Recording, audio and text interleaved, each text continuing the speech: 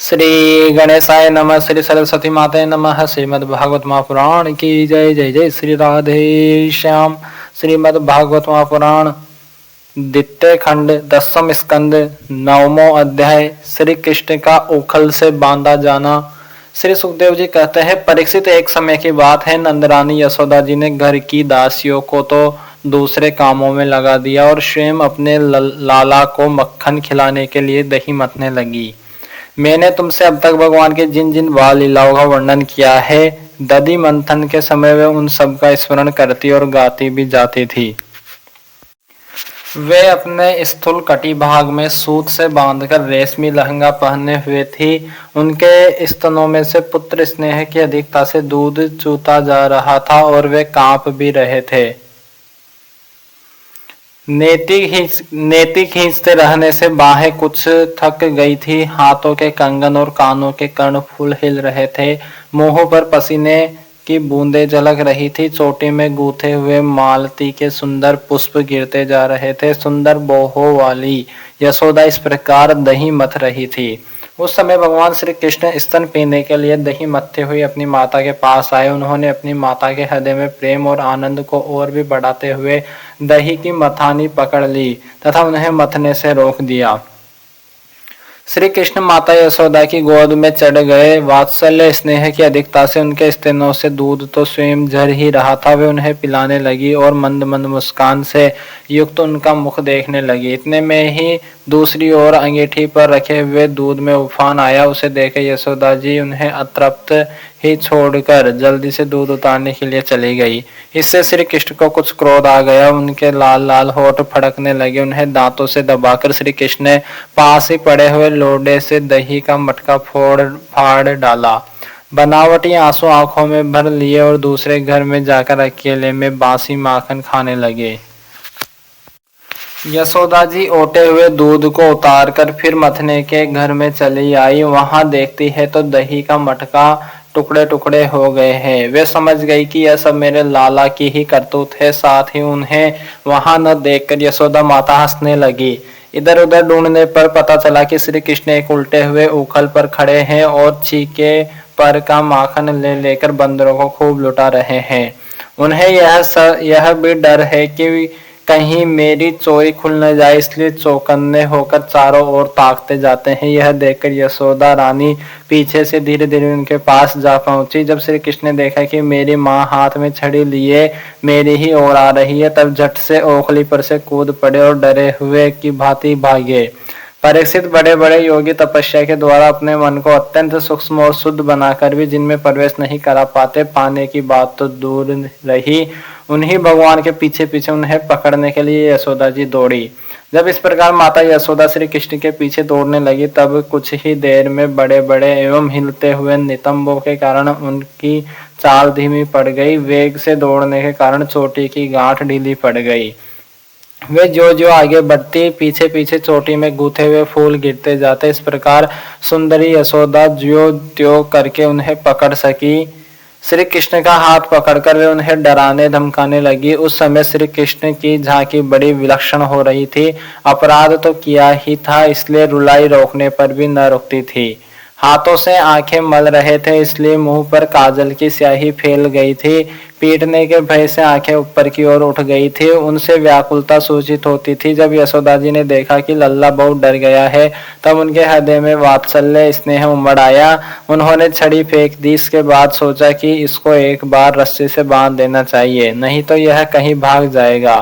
परीक्षित, सच पूछो तो यशोदा मैया को अपने बालक के ऐश्वर्य का पता न था, जिसमें न बाहर है, न भीतर है, न आदि है, न अंत है, जो जगत के पहले भी थे, बाद में भी रहेंगे, तो क्या जगत के रूप में भी स्वयं वही है। यह नहीं जो समस्त इंद्रियों से परे और अव्यक्त है। उन्हीं भगवान को मनुष्य का स्वरूप धारण करने के कारण पुत्र समझकर यशोदा रानी रस्सी से उखल में ठीक वैसे ही बांध देती है जैसे कोई साधारण सा बालक हो। जब माता यशोदा अपने उद्यमी और नटखट लड़के को रस्सी से बांधने लगी, तब वह 2 अंगुल छोटी पड़ गई। तब उन्होंने दूसरी रस्सी लाकर उसमें जोड़ी। जब वह भी छोटी हो गई, तब उसके साथ और जोड़ी। इस प्रकार जो रस्सी लाती और जोड़ती गई, त्यों त्यों जुड़ने पर भी वे सब 2-2 अंगुल छोटी पड़ती गई। यशोदा रानी ने घर की सारी रस्सियां जोड़ डाली, फिर भी वे भगवान श्री कृष्ण को न बांध सकी। उनकी असफलता पर देखने वाली गोपियां मुस्कुराने लगी और वे स्वयं भी मुस्कुराती हुई आश्चर्यचकित हो गई। भगवान श्री कृष्ण ने देखा कि मेरी माँ का शरीर पसीने से लथपथ हो गया है, चोटी में गुथे हुई मालाएं गिर गई है और वे बहुत थक भी गई है। तब कृपा करके वे स्वयं ही अपनी माँ के बंधन में बंध गए। परीक्षित, भगवान श्री कृष्ण परम स्वतंत्र है। ब्रह्मा, इंद्र आदि के साथ यह संपूर्ण जगत उनके वश में है। फिर भी इस प्रकार बंधकर उन्होंने संसार को यह बात दिखला दी कि मैं अपने प्रेमी भक्तों के वश में हूँ। ग्वालिनी यशोदा ने मुक्तिदाता मुकुंद से जो कुछ अनिर्वचनीय कृपा प्रसाद प्राप्त किया, वह प्रसाद ब्रह्मा पुत्र होने पर भी, शंकर आत्मा होने पर भी और वक्षस्थल पर विराजमान लक्ष्मी अर्धांगिनी होने पर भी न पा सके। यह गोपिका नंदन भगवान अनन्य प्रेमी भक्तों के लिए जितने सुलभ है, उतने देह अभिमानी कर्म कांडी एवं तपस्वियों को तथा अपने स्वरूप भूत ज्ञानियों के लिए भी नहीं है। इसके बाद नंदरानी यशोदा जी तो घर के काम धंधों में उलझ गई और उखल में बंधे हुए भगवान श्याम सुंदर ने उन दोनों अर्जुन वृक्षों को मुक्ति देने की सोची जो पहले यक्षराज कुबेर के पुत्र थे। इनके नाम थे नलकूबर और मणिग्रीव। इनके पास धन, सौंदर्य और ऐश्वर्य की पूर्णता थी। इनका घमंड देखकर ही देवर्षि नारद जी ने इन्हें शाप दे दिया था और ये वृक्ष हो गए थे। 10वां अध्याय, यमलार्जुन का उद्धार। राजा परीक्षित ने पूछा, भगवान आप कृपया यह बतलाइए कि नलकूबर और मणिग्रीव को शाप क्यों मिला? उन्होंने ऐसा कौन सा निंदित कर्म किया था जिसके कारण परम शांत देवर्षि नारद जी को भी क्रोध आ गया? श्री सुखदेव जी ने कहा, परीक्षित, नलकूबर और मणिग्रीव ये दोनों एक तो धनाध्यक्ष कुबेर के लाडले लड़के थे और दूसरे इनकी गिनती हो गई रुद्र भगवान के अनुचरों में। इससे उनका घमंड बढ़ गया। एक दिन वे दोनों मंदाकिनी के तट पर कैलाश के रमणीय उपवन में वारुणी मदिरा पीकर मदोन्मत्त हो गए थे। नशे के कारण उनकी आंखें घूम रही थी। बहुत सी स्त्रियां उनके साथ गा बाजा रही थी और वे पुष्पों से लदे हुए वन में उनके साथ विहार कर रहे थे। उस समय गंगा जी में पांत के पांत कमल खिले हुए थे। वे स्त्रियों के साथ जल के भीतर घुस गए और जैसे हाथियों का जोड़ा हथनियों के साथ जल क्रीड़ा कर रहा हो, वैसे ही उन युवतियों के साथ तरह तरह की क्रीड़ा करने लगे। परीक्षित, संयोगवश उधर से परम समर्थ देवर्षि नारद जी आ निकले। उन्होंने उन यक्ष युवकों को देखा और समझ लिया कि ये इस समय मतवाले हो रहे हैं। देवर्षि नारद को देखकर वस्त्रहीन अप्सराएं लजा गई। सांप के डर से उन्होंने तो अपने अपने कपड़े झटपट पहन लिए, परंतु इन यक्षों ने कपड़े नहीं पहने। जब देवर्षि नारद जी ने देखा कि ये देवताओं के पुत्र होकर श्रीमद से अंधे और मदिरापान करके उन्मत्त हो रहे हैं, तब उन्होंने उन पर अनुग्रह करने के लिए शाप देते हुए कहा। नारद जी ने कहा, जो लोग अपने प्रिय विषयों का सेवन करते हैं, उनकी बुद्धि को सबसे बढ़कर नष्ट करने वाला है श्रीमद धन संपत्ति का नशा, हिंसा आदि रजोगुणी कर्म और कुलीनता आदि का अभिमान भी उससे बढ़कर बुद्धि भ्रंशक नहीं है, क्योंकि श्रीमद के साथ साथ तो स्त्री, जुआ और मदिरा भी रहती है। ऐश्वर्य, मद और श्रीमद से अंधे होकर अपनी इंद्रियों के वश में रहने वाले क्रूर पुरुष अपने नाशवान शरीर को तो अजर अमर मान बैठते हैं और अपने ही जैसे शरीर वाले पशुओं की हत्या करते हैं। जिस शरीर को भूदेव, नरदेव, देव आदि नामों से पुकारते हैं, उसकी अंत में क्या गति होगी? उसमें कीड़े पड़ जाएंगे, पक्षी खाकर उसे विष्ठा बना देंगे या वह जलकर राख का ढेर बन जाएगा। उसी शरीर के लिए प्राणियों से द्रोह करने में मनुष्य अपना कौन सा स्वार्थ समझता है? ऐसा करने से तो उसे नरक की ही प्राप्ति होगी। बतलाओ तो सही, यह शरीर किसकी संपत्ति है? अन्न देकर पालने वाले की है या गर्भाधान कराने वाले पिता की? यह शरीर उसे 9 महीने पेट में रखने वाली माता की है अथवा माता को भी पैदा करने वाले नाना की?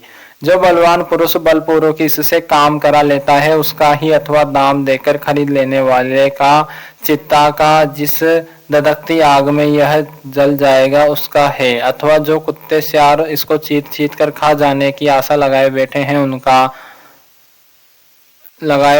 उनका। यह शरीर एक साधारण सी वस्तु है, प्रकृति से पैदा होता है और उसी में समा जाता है। ऐसी स्थिति में मूर्ख पशुओं के सिवा और ऐसा कौन बुद्धिमान है जो इसको अपना आत्मा मानकर दूसरे को कष्ट पहुंचाएगा, उनके प्राण लेगा। जो दुष्ट श्री मद से अंधे हो रहे हैं उनकी आंखों में ज्योति डालने के लिए दरिद्रता ही सबसे बड़ा अंजन है, क्योंकि दरिद्र यह देख सकता है कि दूसरे प्राणी भी मेरे ही जैसे हैं। जिसके शरीर में एक बार कांटा गड़ जाता है वह नहीं चाहता कि किसी भी प्राणी को कांटा गड़ने की पीड़ा सहनी पड़े, क्योंकि उस पीड़ा और उसके द्वारा होने वाले विकारों से वह समझता है कि दूसरे को भी वैसी ही पीड़ा होती है। परंतु जिसे कभी कांटा गाड़ा ही नहीं वह उसकी पीड़ा का अनुमान नहीं कर सकता। दरिद्र में घमंड और हेकड़ी नहीं होती, वह सब तरह के मदों से बचा रहता है, बल्कि देव वसु से जो कष्ट उठाना पड़ता है वह उसके लिए एक बहुत बड़ी तपस्या भी है। जिसे प्रतिदिन भोजन के लिए अन्न जुटाना पड़ता है, भूख से जिसका शरीर दुबला पतला हो गया है, उस दरिद्र की इंद्रियां भी अधिक विषय नहीं भोगना चाहती, सूख जाती है और फिर वह अपने भोगों के लिए दूसरे प्राणियों को सताता नहीं, उनकी हिंसा नहीं करता। यद्यपि साधु पुरुष समदर्शी होते हैं, फिर भी उनका समागम दरिद्र के लिए ही सुलभ है, क्योंकि उसके भोग तो पहले से ही छूटे हुए हैं। अब संतों के संग से उसकी लालसा तृष्णा भी मिट जाती है और शीघ्र ही उसका अंतःकरण शुद्ध हो जाता है। जिन महात्माओं के चित्त में सबके लिए समता है, जो केवल भगवान के चरणारविंदों का मकरंद रस पीने के लिए सदा उत्सुक रहते हैं, उन्हें दुर्गुणों के खजाने अथवा दुराचारियों की जीविका चलाने वाले और धन के मद से मतवाले दुष्टों की क्या आवश्यकता है। वे तो उनकी उपेक्षा के ही पात्र है। ये दोनों यक्ष वारुणी मदिरा का पान करके मतवाले और श्रीमद से अंधे हो रहे हैं। अपने इंद्रियों के अधीन रहने वाले इन स्त्री लंपट यक्षों का अजान जनित मद में चूर चूर कर दूंगा। देखो तो सही कितना अनर्थ है कि ये लोकपाल कुबेर के पुत्र होने पर भी मदोन्मत्त होकर अचेत हो रहे हैं, और इनको इस बात का भी पता नहीं है कि हम बिल्कुल नंग धड़ंग है, इसलिए ये दोनों अब वृक्ष योनि में जाने के योग्य हैं। ऐसा होने से इन्हें फिर इस प्रकार का अभिमान न होगा। वृक्ष योनि में जाने पर मेरी कृपा से इन्हें भगवान की स्मृति बनी रहेगी और मेरे अनुग्रह से देवताओं के 100 वर्ष बीतने पर इन्हें भगवान श्री कृष्ण का सानिध्य प्राप्त होगा और फिर भगवान के चरणों में परम प्रेम प्राप्त करके ये अपने लोक में चले आएंगे। श्री सुखदेव जी कहते हैं, देवर्षि नारद इस प्रकार कहकर भगवान नर नारायण के आश्रम पर चले गए। नल कुबर और मणिग्रीव ये दोनों एक ही साथ अर्जुन वृक्ष होकर यमलार्जुन नाम से प्रसिद्ध हुए। भगवान श्री कृष्ण ने अपने परम प्रेमी भक्त देवर्षि नारद जी की बात सत्य करने के लिए धीरे धीरे उखल घसीटते हुए उस ओर प्रस्थान किया जिधर यमलार्जुन वृक्ष थे। भगवान ने सोचा कि देवर्षि नारद मेरे अत्यंत प्यारे हैं और ये दोनों भी मेरे भक्त कुबेर के लड़के हैं, इसलिए महात्मा नारद ने जो कुछ कहा है उसे मैं ठीक उसी रूप में पूरा करूंगा। यह विचार करके भगवान श्री कृष्ण दोनों वृक्षों के बीच में घुस गए। वे तो दूसरी ओर निकल गए, परंतु उखल टेढ़ा होकर अटक गया। दामोदर भगवान श्री कृष्ण की कमर में रस्सी कसी हुई थी। उन्होंने अपने पीछे लुढ़कते हुए उखल को ज्यों ही तनिक जोर से खींचा त्यों ही पेड़ों की सारी जड़ें उखड़ गई। समस्त बल विक्रम के केंद्र भगवान का तनिक सा जोर लगते ही पेड़ों के तने शाखाएं छोटी छोटी डालियां और एक एक पत्ते कांप उठे और वे दोनों बड़े जोर से तड़ाते हुए पृथ्वी पर गिर पड़े। उन दोनों वृक्षों में से अग्नि के समान तेजस्वी 2 सिद्ध पुरुष निकले। उनके चमचमाते हुए सौंदर्य से दिशाएं दमक उठी। उन्होंने संपूर्ण लोकों के स्वामी भगवान श्री कृष्ण के पास आकर उनके चरणों में सिर रखकर प्रणाम किया और हाथ जोड़कर शुद्ध हृदय से वे उनकी इस प्रकार स्तुति करने लगे। उन्होंने कहा, सच्चिदानंद स्वरूप सबको अपनी ओर आकर्षित करने वाले परम योगेश्वर श्री कृष्ण आप प्रकृति से अतीत स्वयं पुरुषोत्तम है। वेदज्ञ ब्राह्मण यह बात जानते हैं कि यह व्यक्त और अव्यक्त संपूर्ण जगत आपका ही रूप है। आप ही समस्त प्राणियों के शरीर, प्राण, अंतःकरण और इंद्रियों के स्वामी हैं तथा आप ही सर्वशक्तिमान, काल, सर्वव्यापक एवं अविनाशी ईश्वर है। आप ही महतत्व और वह प्रकृति है जो अत्यंत सूक्ष्म एवं सत्वगुण, रजोगुण और तमोगुण रूपा है। आप इस समस्त स्थूल और सूक्ष्म शरीरों के कर्म, भाव, धर्म और सत्ता को जानने वाले सबके साक्षी परमात्मा है। वृत्तियों से ग्रहण किए जाने वाले प्रकृति के गुणों और विकारों के द्वारा आप पकड़ में नहीं आ सकते। स्थूल और सूक्ष्म शरीर के आवरणों से ढका हुआ ऐसा कौन सा पुरुष है जो आपको जान सके, क्योंकि आप तो उन शरीरों के पहले भी एक रस विद्यमान थे। समस्त प्रपंच के विधाता भगवान वासुदेव को हम नमस्कार करते हैं। प्रभु, आपके द्वारा प्रकाशित होने वाले गुणों से ही आपने अपनी महिमा छिपा रखी है।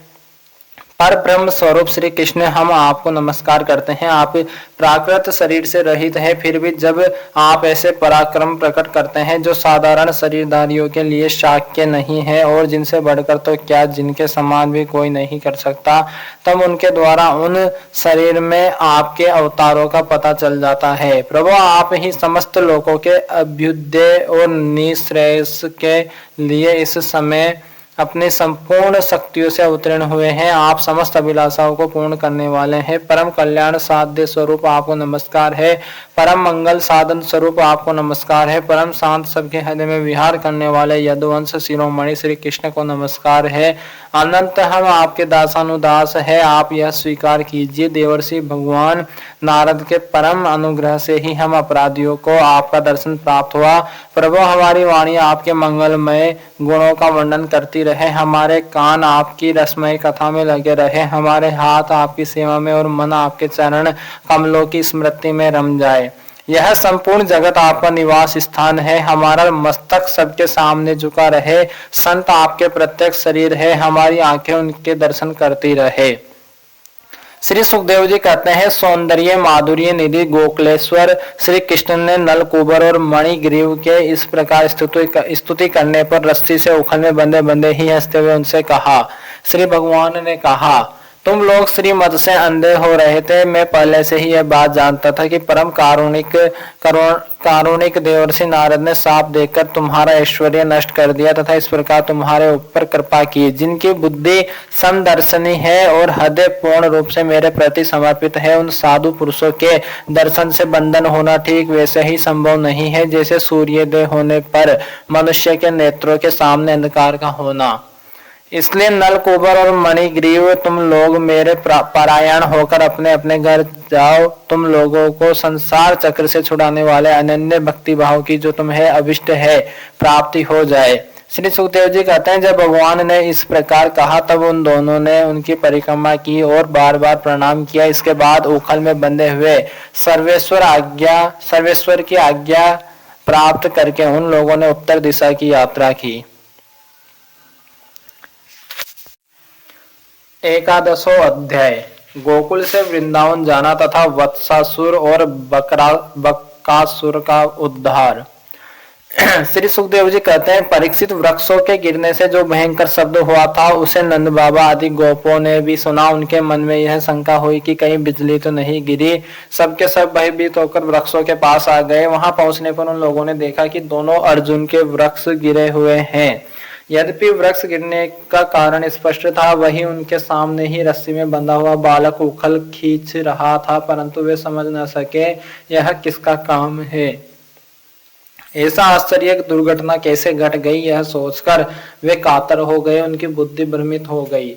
वहां कुछ बालक खेल रहे थे। उन्होंने कहा, अरे इसी कन्हैया का तो काम है। यह दोनों वृक्षों के बीच में से होकर निकल रहा था। उखल तिरछा हो जाने पर दूसरी ओर से इसने उसे खींचा और वृक्ष गिर पड़े। हमने तो इनमें से निकलते हुए दो पुरुष भी देखे हैं, परंतु गोपों ने बालकों की बात नहीं मानी। वे कहने लगे, एक नन्हा सा बच्चा इतने बड़े वृक्षों को उखाड़ डाले, यह कभी संभव नहीं। किसी किसी के चित्त में श्री कृष्ण की पहले की लीलाओं का स्मरण करके संदेह भी हो आया। नंद बाबा ने देखा उनका प्राणों से प्यारा बच्चा रस्सी से बंधा हुआ उखल घसीटता जा रहा है। वे हंसने लगे और जल्दी से जाकर उन्होंने रस्सी की गांठ खोल दी। सर्वशक्तिमान भगवान कभी कभी गोपियों के फुसलाने से साधारण बालकों के समान नाचने लगते हैं, कभी भोले भाले अनजान बालक की तरह गाने लगते हैं। वे उनके हाथ की कठपुतली उनके सर्वथा अधीन हो गए। नंद बाबा इसलिए हंसे कि कन्हैया कहीं यह सोचकर डर न जाए कि जब माँ ने बांध दिया तब पिता कहीं आकर पीटने न लगे।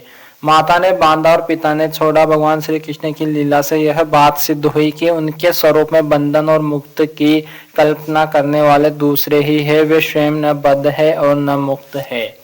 वे कभी उनकी आज्ञा से पीड़ा ले आते तो कभी दूसरी आदि तोलने के बट खरे उठा लाते, कभी खड़ाऊ ले आते तो कभी अपने प्रेमी भक्तों को आनंदित करने के लिए पहलवानों की भांति ताल ठोकने लगते।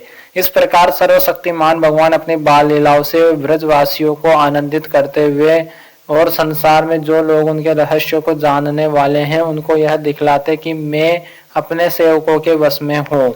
एक दिन कोई फल बेचने वाली आकर पुकार उठी, फल फल लो। यह सुनते ही समस्त कर्म और उपासनाओं के फल देने वाले भगवान अच्युत फल खरीदने के लिए अपनी छोटी सी अंजुली में अनाज लेकर दौड़ पड़े। उनकी अंजुली में से अनाज तो रास्ते में ही बिखर गए, पर फल बेचने वाली ने उनके दोनों हाथ से फल भर दिए। इधर भगवान ने भी उसकी फल रखने वाली टोकरी रत्नों से भर दी। तदंतर एक दिन यमलार्जुन वृक्ष को तोड़ने वाले श्री कृष्ण और बलराम बालकों के साथ खेलते खेलते यमुना तट पर चले गए और खेल में ही रम गए। तब रोहिणी देवी ने उन्हें पुकारा, ओ कृष्ण ओ बलराम जल्दी आओ। परंतु रोहिणी के पुकारने पर भी वे आए नहीं, क्योंकि उनका मन खेल में लग गया था। जब बुलाने पर भी वे दोनों बालक नहीं आए। तब रोहिणी जी ने वात्सल्य स्नेहमयी यशोदा जी को भेजा। श्री कृष्ण और बलराम ग्वाल बालकों के साथ बहुत देर से खेल रहे थे। यशोदा जी ने जाकर उन्हें पुकारा। उस समय पुत्र के प्रति वात्सल्य स्नेह के कारण उनके स्तनों में दूध चुचवा रहा था। वे जोर जोर से पुकारने लगी, मेरे प्यारे कन्हैया ओ कृष्ण, कमल नयन श्याम सुंदर बेटा आओ, अपनी माँ का दूध पी लो। खेलते खेलते थक गए हो बेटा, अब बस करो, देखो तो सही तुम भूख से दुबले हो रहे हो। मेरे प्यारे बेटा राम, तुम तो समूचे कुल को आनंद देने वाले हो, अपने छोटे भाई को लेकर जल्दी से आ जाओ। तो देखो भाई, आज तुमने बहुत सवेरे कलेव किया था, अब तो तुम्हें कुछ खाना चाहिए। बेटा बलराम व्रजराज भोजन करने के लिए बैठ गए हैं, परंतु अभी तक तुम्हारी बाट देख रहे हैं। आओ आओ, अब हमें आनंदित करो। बालकों, अब तुम लोग भी अपने अपने घर जाओ। बेटा देखो तो सही, तुम्हारा एक एक अंग धूल से लथपथ हो रहा है। आओ जल्दी से स्नान कर लो, आज तुम्हारा जन्म नक्षत्र है। पवित्र होकर ब्राह्मणों को गोदान करो। देखो देखो, तुम्हारे साथियों को उनकी माताओं ने नहला धुलाकर मींज पोंछकर कैसे सुंदर सुंदर गहने पहना दिए हैं।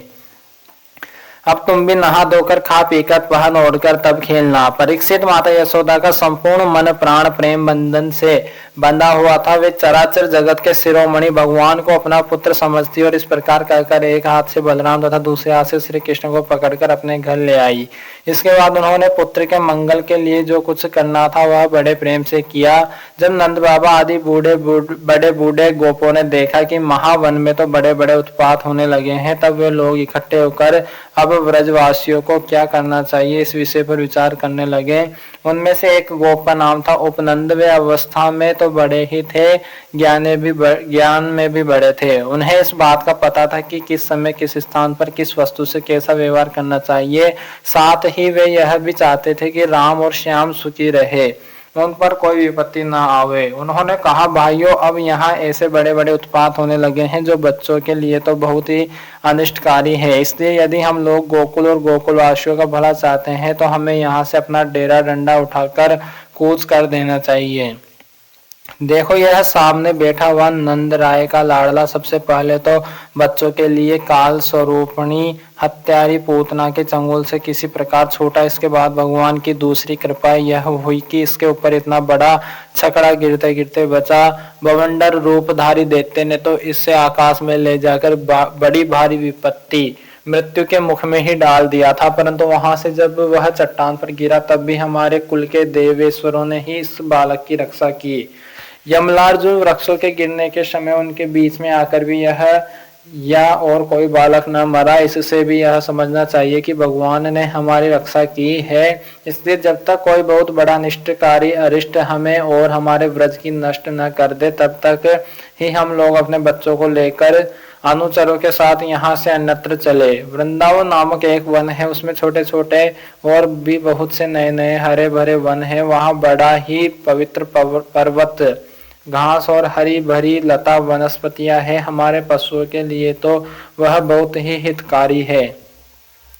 गोप गोपी और गायों के लिए वह केवल सुविधा का ही नहीं सेवन करने योग्य स्थान है। सो यदि तुम सब लोगों की यह बात जचती हो तो आज ही हम लोग वहां के लिए कूच करते। देर न करे, गाड़ी छकड़े जोते और पहले गायों को जो हमारी एकमात्र संपत्ति है वहां भेज दे। उपनंद की बात सुनकर सभी गोपों ने एक स्वर से कहा, बहुत ठीक बहुत ठीक। इस विषय में किसी का भी मतभेद न था। सब लोगों ने अपनी झुंड की झुंड गाय इकट्ठी की और छकड़ों पर घर की सब सामग्री लाद कर वृंदावन की यात्रा की। परीक्षित ग्वालों ने बूढ़ों, बच्चों, स्त्रियों और सब सामग्रियों को छकड़ों पर चढ़ा दिया और स्वयं उनके पीछे पीछे धनुष बाण लेकर बड़ी सावधानी से चलने लगे। उन्होंने गो और बछड़ों को तो सबसे आगे कर दिया और उनके पीछे पीछे सीगी और तुरही जोर जोर से बजाते हुए चले। उनके साथ ही साथ पुरोहित लोग भी चल रहे थे। गोपियां अपने अपने वक्ष स्थल पर नई केसर लगाकर, सुंदर सुंदर वस्त्र पहनकर, गले में सोने के हार धारण किए हुए रथों पर सवार थी और बड़े आनंद से भगवान श्री कृष्ण की लीलाओं के गीत गाती जाती थी।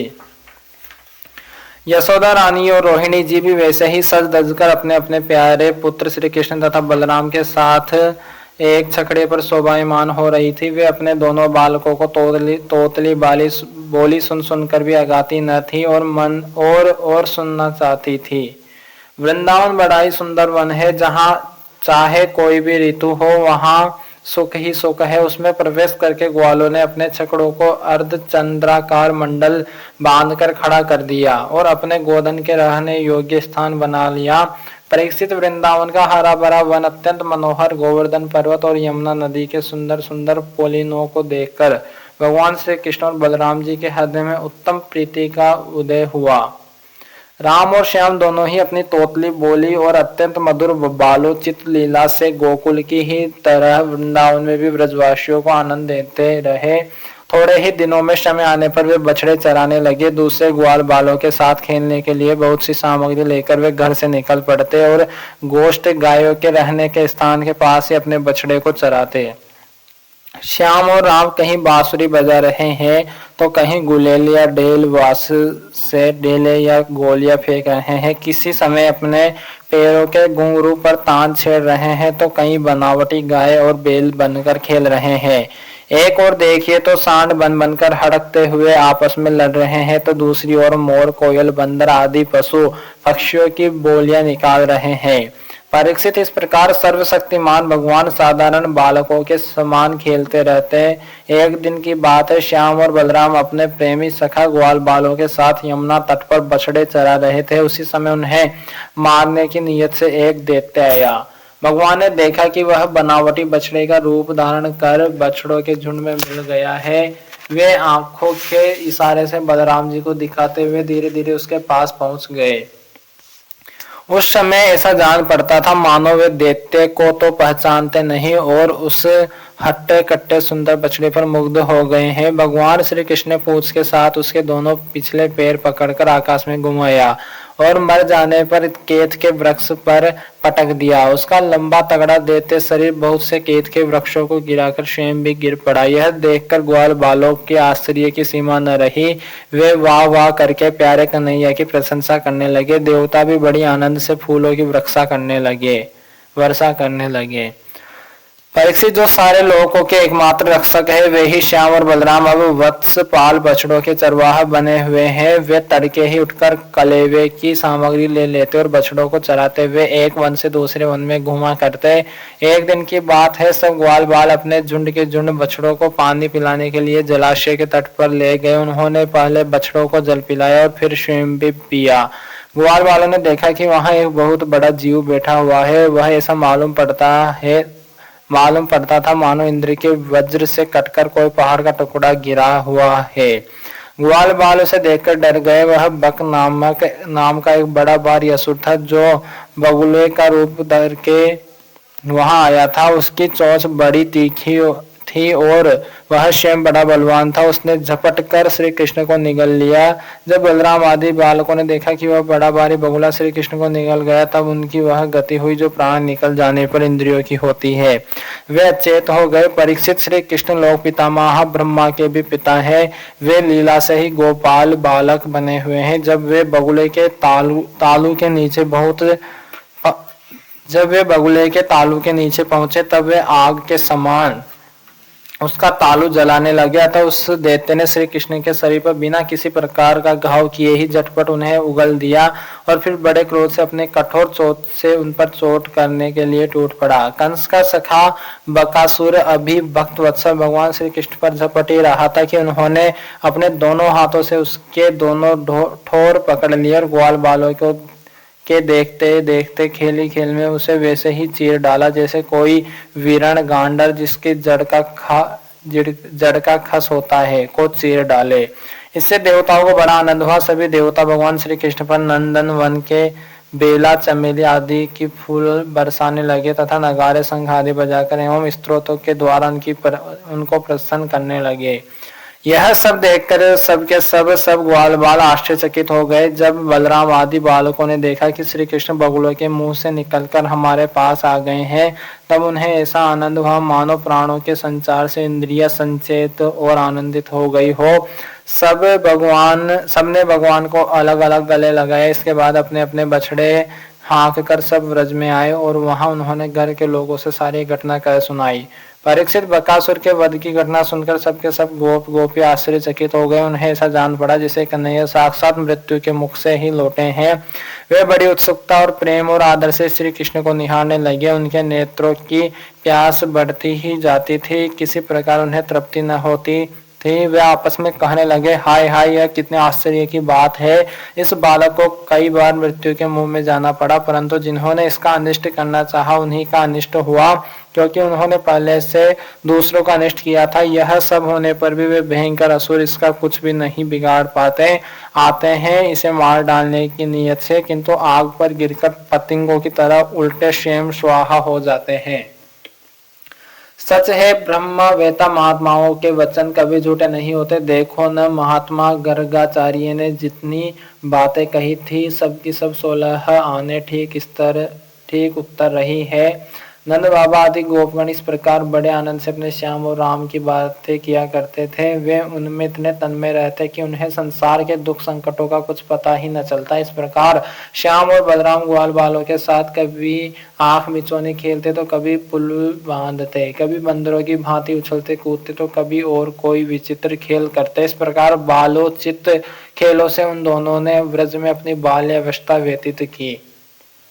श्रीमद् भागवत महापुराण की जय, श्री सीताराम भगवान की जय, श्री राधेश्याम जी सरकार की जय, हनुमान जी महाराज की जय, उमापति महादेव भगवान की जय, श्री लाडली जी सरकार की जय, वृंदावन बिहारी लाल की जय, श्रीमद् भागवत महापुराण की जय, श्री सुखदेव जी महाराज की जय, श्री बलराम जी महाराज की जय, श्री कृष्ण भगवान की जय, सभी भूदेव ब्राह्मण की जय, सभी भूदेव संतन की जय, सभी विरक्त ब्राह्मण की जय, सभी विरक्त संतन की जय, सभी पितरन की जय, श्री शिव पंचायत की जय, श्री राम दरबार की जय, सभी ब्रजवासियों की जय, श्री वसुदेव जी महाराज की जय, श्री देवकी माता की जय, श्री नंद नंदन की जय, श्री यशोदा मैया की जय, श्री रोहिणी मैया की जय, सभी गोपियों की जय, सभी गोपों की जय, जय जय श्री राधे श्याम, सभी गौ माताओं की जय।